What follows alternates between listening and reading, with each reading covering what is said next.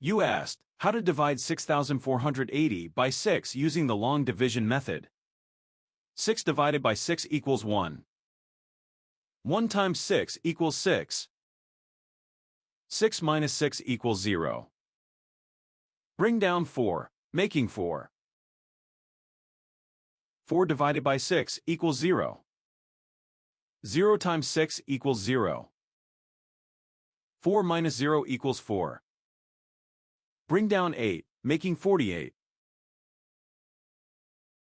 48 divided by 6 equals 8. 8 times 6 equals 48. 48 minus 48 equals 0. Bring down 0, making 0. 0 divided by 6 equals 0. 0 times 6 equals 0. 0 minus 0 equals 0. The remainder is 0.